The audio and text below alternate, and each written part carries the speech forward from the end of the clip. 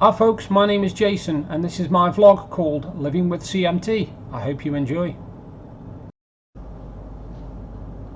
Evening folks, it's the 20th of February and it's been a week since I did my last vlog, so I thought I'd crack on and do another one. I hope you're all okay. Yeah, I hope you're all okay. I've got a bit to do today on my vlog. I've got something which I've never done before. I've actually managed to time lapse myself doing a 1,000-piece jigsaw. It's that jigsaw you can see there. I finished it. It took me about 4 hours. I managed to time lapse it, so that's coming up in a bit. I've also got an unboxing, which is a threads box for February 2020 from Zavi. And I've got a poem to read out as well, which is the Valentine's poem which I put on my wife's card this year. So it's a busy vlog. Now, first of all, I'd like to thank my new subscribers. I'm up to 85 subscribers now, which is a miracle, to be honest with you.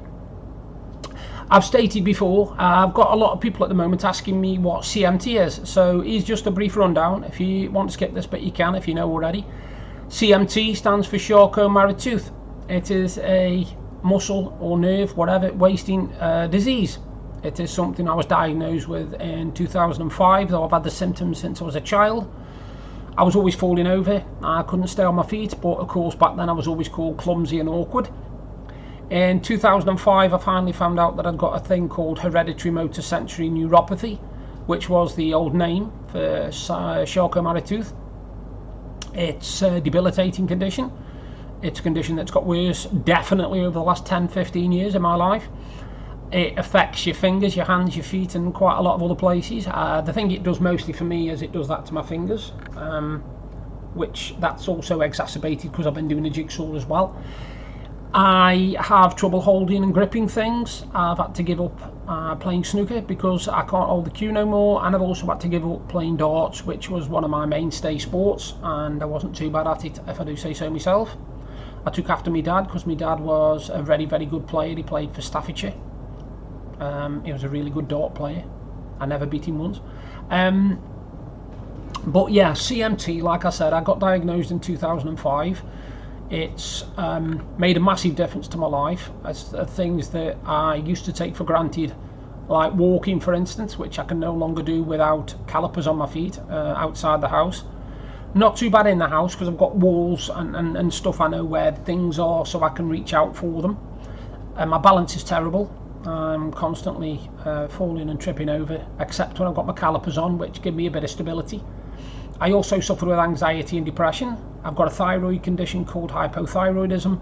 I suffer with gastroesophageal reflux disease, and I think I've got arthritis in the base of my spine. But apart from that, I'm fully fit.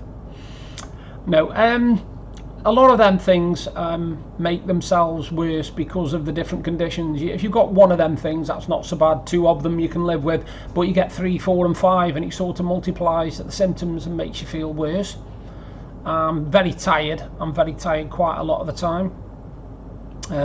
I also do a lot of things to keep my mind occupied. I do gaming, which is why I've got my gaming PC. I do jigsaws. I do reading and listening to music. And one of my mainstays is vlogging, as you can see now. I love vlogging. I got into it about 19 months ago. My wife encouraged me, to be honest with you. She said, why didn't I ever go at it? And if you look at my very first vlogs, you'll see that I was very raw and naive, and how I spoke, I sounded like I was a puppet more than anything. I'm more relaxed now because I see it as like having a family, if you like, a family that listens to me and gets a note of my life.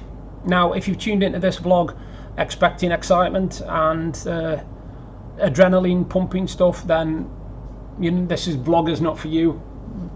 This vlog is basically about my life and about me surviving and living with CMT. Excuse me if you like me hoodie, it's Popeye. Yeah, you can see that. Let me get that right. Yeah, scratch through it. I got it from Zavi. Just as an aside, can't believe he's 90 years old. No, 91 years old now, Popeye is. Still eating spinach. But yeah, I don't do exciting stuff on my vlogs, if you call it that, exciting, like, you know, walking through landmarks and all that sort of stuff, because I can't walk and carry a camera anyway. That's a no-no. I am just sitting here talking. Sometimes I'll do footage when I'm out downtown, like in Costa. I do a lot in Costa. And I also do some if, say, we're sitting down. I don't mind filming then, but you'll never get me walking and filming because I can't do it. I have to have one hand linked to Deb and one hand through a palm crutch and also my calipers, so I have to be very, very wary of my balance. I haven't done much this week because this week has been absolutely dreadful for weather. Obviously we're not the worst to get hit. Some people have had severe flooding. Luckily we haven't. Although a week last Sunday we did have water coming through the living room ceiling, which was a bit scary, particularly when you're sitting there and you hear a drip, drip, drip, and you think that sounds a bit close for outside, and you look and then you realise that the water's been coming in and it's soaked the carpet, and where it's soaked is literally about a foot away from a 4-way electrical extension. So Deb came crashing downstairs and shifted everything out the way and moved the unit and the telly, and we got in touch with the landlord and he sent somebody the next day and he got it sorted, which I was really grateful for. Now, like I said, I do a lot for keep myself to keep myself busy. And what I did last year, I started a petition, which was to stop having to go for these stupid, pointless PIP assessments and things. And I saw something today on the CMT group that really upset me, actually, and it was about a woman with CMT who'd just had a PIP assessment results, and she'd been given nothing for care and only the low mobility. Now this is getting beyond a joke. It's getting ridiculous to the point of stupid now, because I know a person who has suffered with anxiety, and that's what they suffer with, anxiety, and they've been given the full rate of care and mobility. Now that absolutely astounds me, because anybody who knows me will know that I had to fight mine tooth and nail, because I got turned down first and was only given the low road to mobility and no care, and I fought against it. I went to the newspapers with my story because I wasn't happy how I was treated. The assessor lied and made out that he'd asked me things and told me to do things which he never did, because luckily my wife was there. He told them that he observed me walking without any help whatsoever. Well, that's a neat trick, because I don't walk anywhere without anybody with me. And he says my only problem was I had a slight limp. Now just let me tell you, I have not walked unaided and been able to walk in a straight line since I was about 24 years old. I'm now 47. So if he observed me less than a year ago walking without any help, I would love to know where and when.